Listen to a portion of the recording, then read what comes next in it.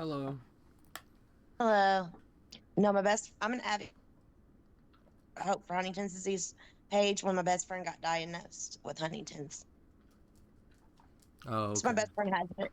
So I've watched her, go through this, and I've became an advocate, travel the world to raise money and do a lot of things, and educate myself about it. So my story. But my best friend was here today. Like, I mean, we've been best friends since we were 12. She was here today. She's literally like my sister. So I witness HD like every day. Where did y'all go around the world to like race for it? Were there because it's bigger in Europe, I hear. Is there like good fundraisers and stuff like that that are decently big, or is it still kind of small and? Well, they vary. I do like help with the nonprofit, we go around and we have like events and things like here close to my locally, we have done a Halloween for Huntington's disease dance party where we rented out a bar and everyone came in costumes and drank alcohol and we raised money that way. No, that's fun. And so you're a caregiver to your friend, or does she have other caregivers? I would say I am her caregiver. I say I am. She's not in like mid stages or late stages yet, but she still needs care. Did you know anyone other than your best friend with HD?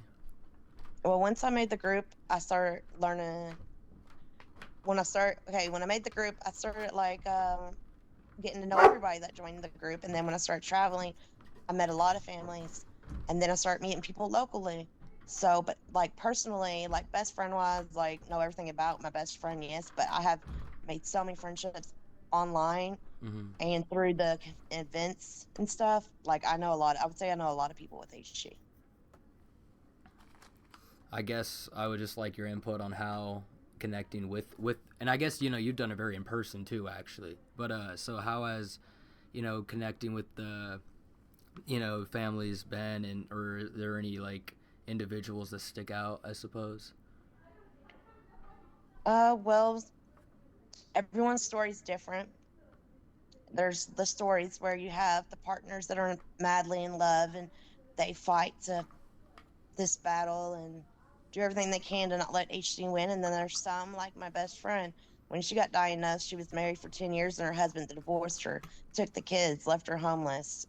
There's stories like that didn't have a good ending. Yeah. There's people out there who go through a lot of trauma due to them people thinking they're drunk and getting arrested. So, yeah. Yeah, it is sad.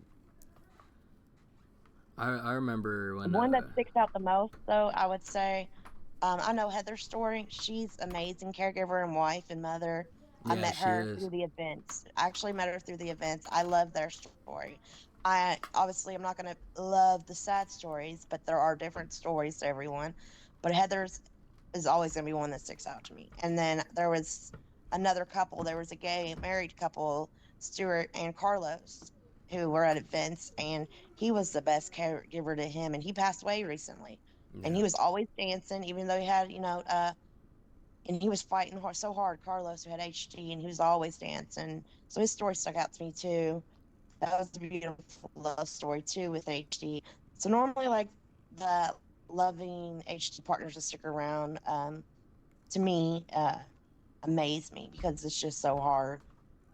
Yeah, those are always, I think, the best stories where there's like a very strong patient caregiver, and then that allows the other person to be really happy. Like Nathan, how Nathan can be.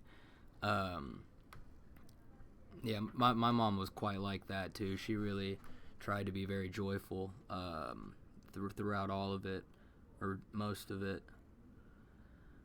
Um, so that was her first time learning about Huntington's, then, huh? Your best friend. Yes. So like when we were 12, her mother died of Huntington's disease, so I never got to meet her mom.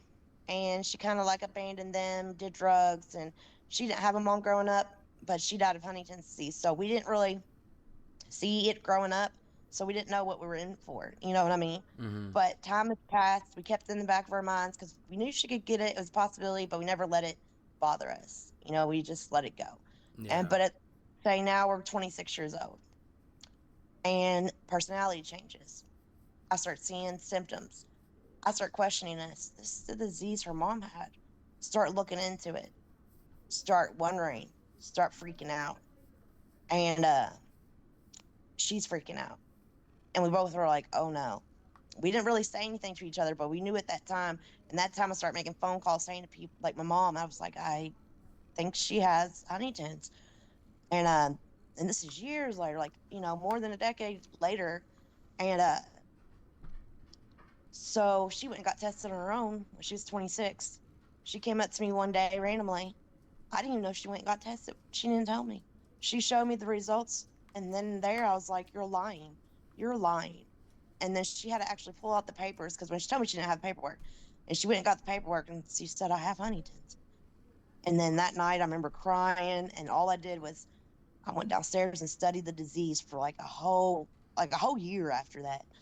And then I started the group and then it began from there. But I mean, I don't think we went about it the right way. Now that we have more knowledge about it, I would always recommend that people get like counseling, be prepared, get support for you go in. Don't, do it alone, things like that. 'Cause she did it alone and she spiraled out of control during her diagnosis. It's probably the worst period, one of the periods of her life was when she got diagnosed. She didn't know how to deal with it. And then her husband left her and, you know, it wasn't good at all.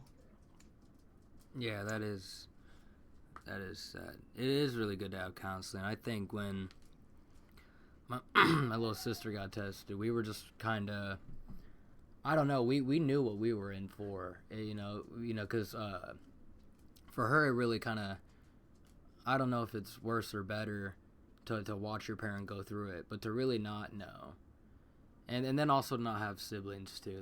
That must be like really really awful.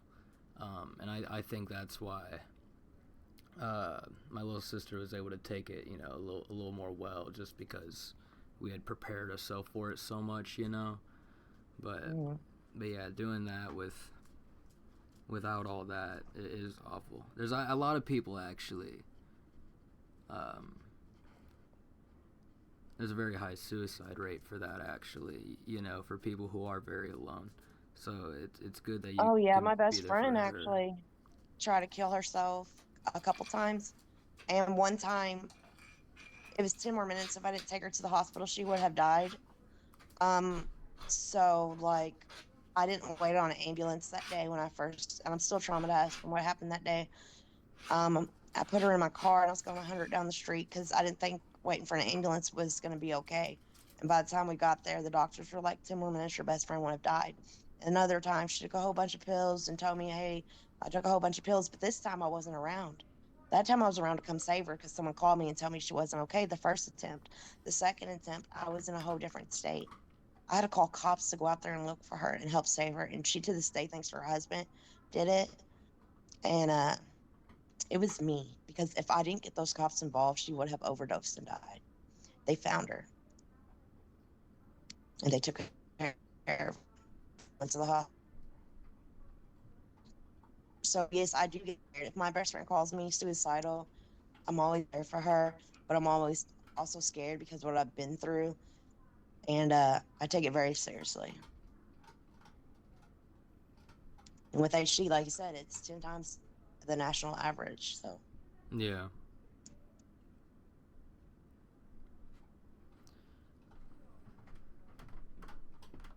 I'm she sorry does have a about. brother though. Is he involved, sort of, in her life? Well, Well, they grew up together, and like I said, we were 12. She lived across the street from me, so we always had, we're always by staying the night with each other. She has one brother, and right now he's homeless, and we're thinking he might have it. He don't do drugs. There's no reason. He's just homeless. Don't want to work. Wants to argue. We're seeing the signs, and we're not sure because you can never really know unless you get tested. But we question it now because now he's, uh, yeah, not who he used to be. You know what I'm saying? So, yeah. but he won't get tested. So, Yeah.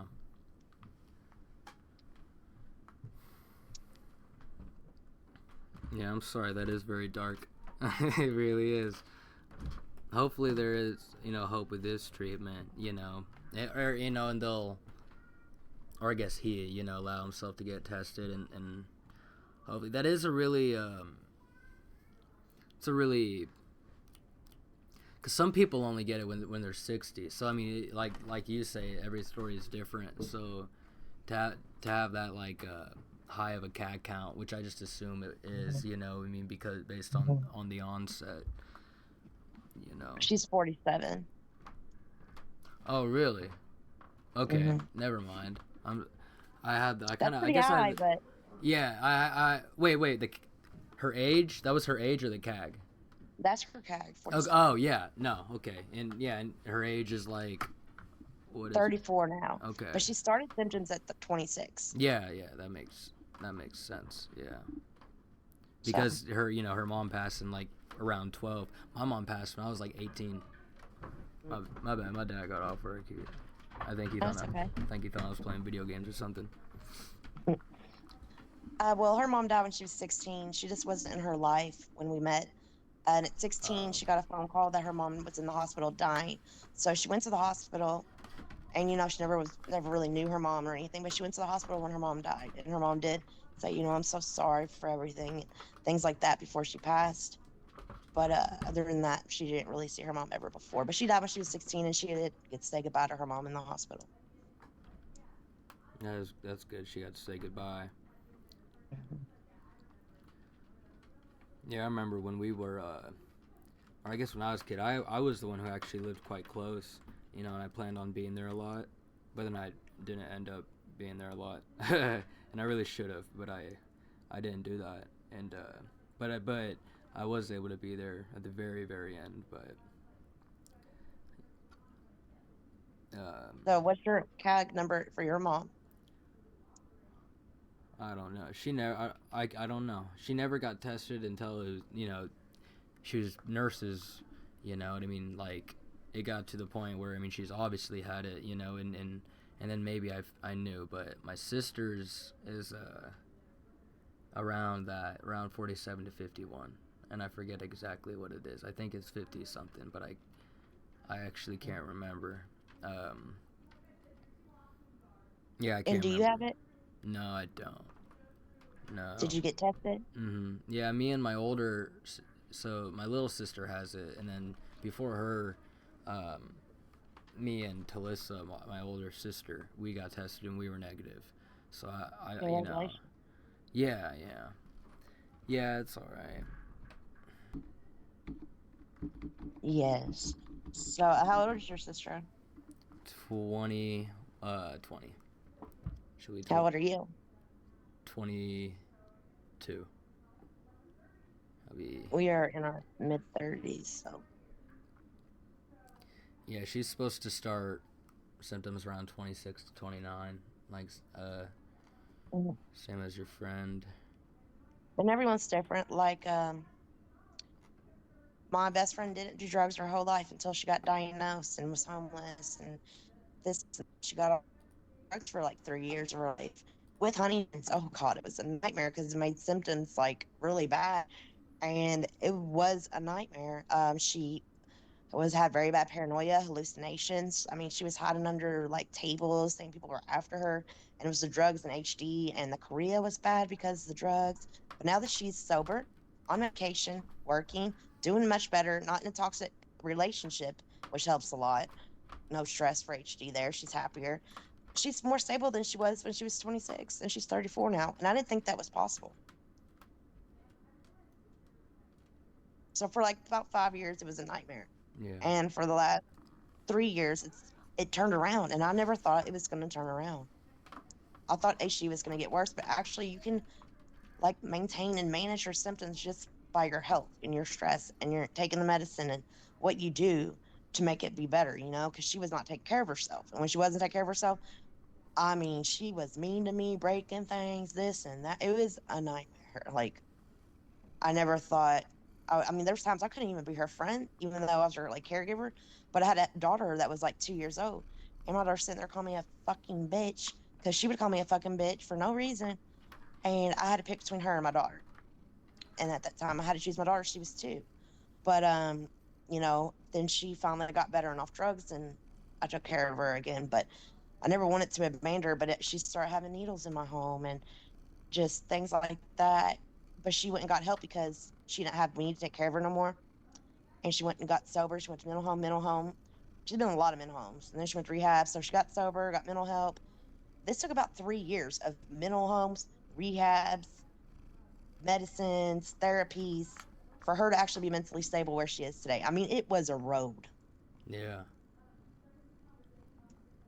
But the last 3 years have been graceful. Like, I'm very impressed, proud of her. And she's working in 2 jobs, doing great. We know that the job's not going to last long because she misses all the time. She shakes and she can't give shots no more. And like, I keep telling her, just go ahead and apply for disability, but she does not want to lose her independency. But I know that it's coming because she keeps getting fired. But that's because of attendance. She's so depressed she can't get up, she can't go, and things like that. But, you know, I'm glad she's still working and she's doing great, but I'm not sure how much longer that'll last. Yeah. It probably would be good for her to eventually do that, or yeah, or maybe even sooner than later. I guess I don't know if my I would opinion. if I was her, but she don't want I to. would, and you, I would just try to do other stuff, independent, or just try to, I don't know, walks or stuff you still can do that you Mm-hmm. enjoy. You know what I mean? And just collect that disability. That's what it's there for. Right. There for, you know.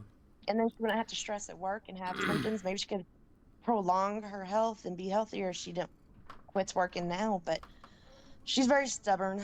Like, I helped her fill out the disability papers 3 times. I literally worked my butt off to get those papers done. We almost fought because I had to take her to the doctor's appointments, and like people with HD get anxiety and don't want to go. Like, she's like, I would take her and she'd be like, I don't want to go to the doctor. I'm like, we're going. You got to go for disability. And like on the whole way there, she's cussing me out, but like, got it done for her disability. And at the last minute, for 3 times, she's like, no, never mind. I don't want disability.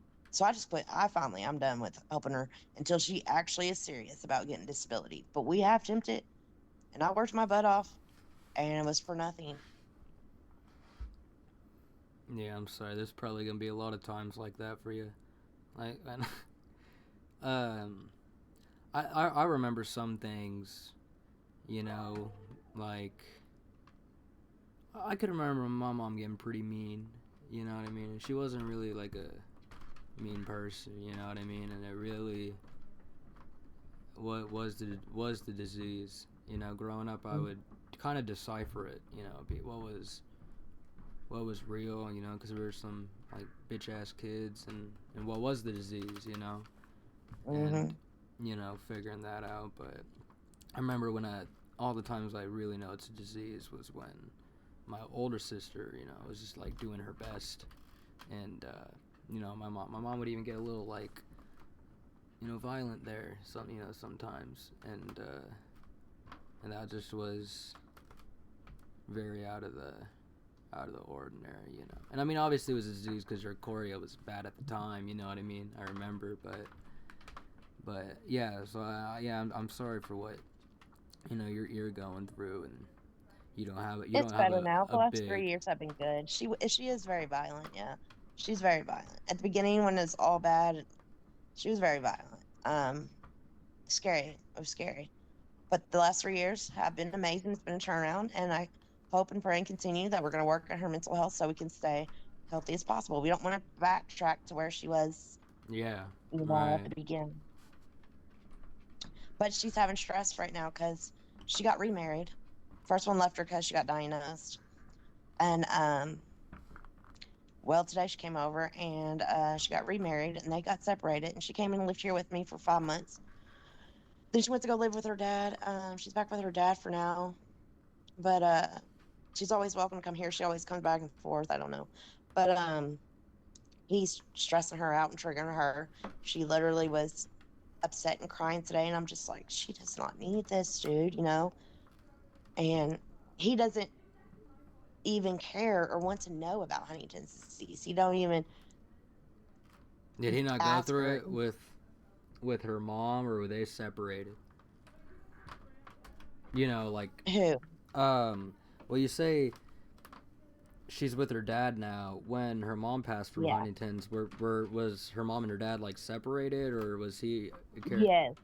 They separated real young when, Oh, okay. so she lived in so grew up in Kentucky, and her dad took care of her all her life, and her mom was all the way in like Oregon. But yeah, she never really saw her mom. And her dad actually, I would have to like yell at him because when she first got diagnosed, he didn't believe that it was her disease. He didn't want to educate himself. He made fun of me for making my Hope for Huntington's disease group. And I prayed every day that it would turn around and he'd actually, show that he cared and try to learn about Huntington's. Now he has. Things have turned around in the last 7 years since she's been diagnosed. Um, he understands Huntington's now, and he knows that she's not acting out because he used to be like she's just acting out. And I tried to tell him no, it's her disease, and he didn't know nothing about it because he left her mom. So he's just now learning about it.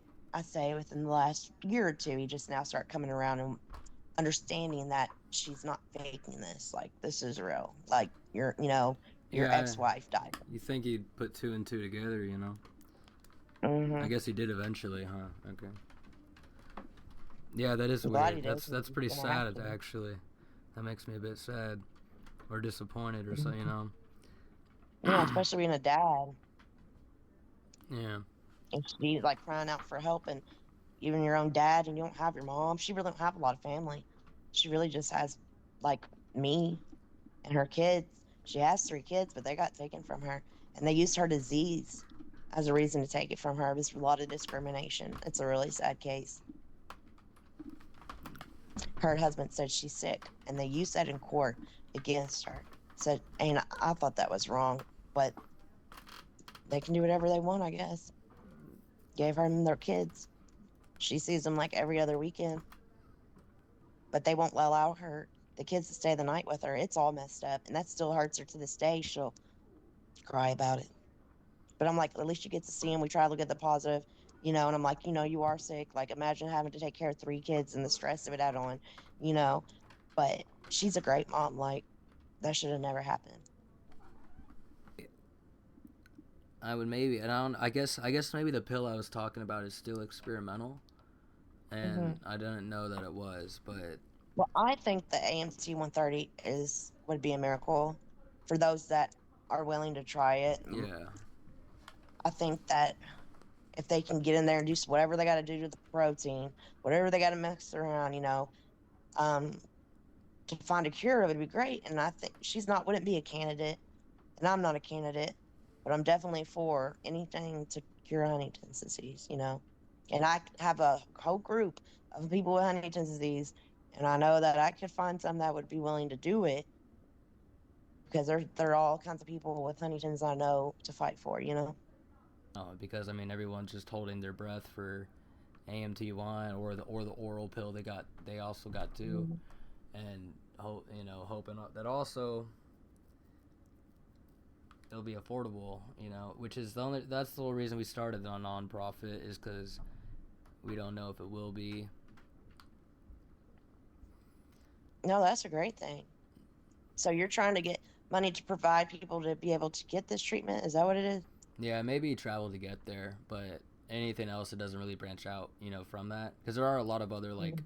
treatments and therapies that should be paid, should be funded, but I Yeah. guess since this is supposed to be so expensive, we're just doing that and most only that only, and then if we have to like or it might however we get people there, whether it's Baltimore or we know Baltimore, but there's going to be like other places with neurosurgeons who are going to be trained, to do it. Yeah.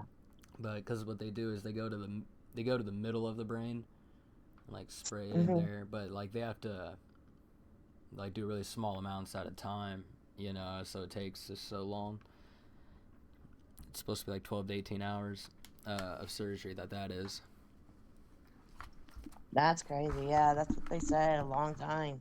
Yeah. That's a lot of being careful and hands. Like, you gotta be really, really careful. Yeah. poking at the brain. But I learned the other day on TikTok that you got to go to school 17 years to be a at least, or average to be a neurosurgeon. Well, I'm proud of you for what you're doing and for your sister and stuff. Yeah, I admire you for taking, helping out with your friend. Doing all that stuff, can be quite stressful. So anyone who does it is a trooper. Well, And hey, let me know how it goes tomorrow. I am going to talk. I got a phone call. My mom's calling. no, Yep. that's totally fine. We only had 4 more minutes anyway because I don't have like pro Zoom. But so thank you for Oh, sure just for talking to me. Have a good phone call with your mother and have a good night.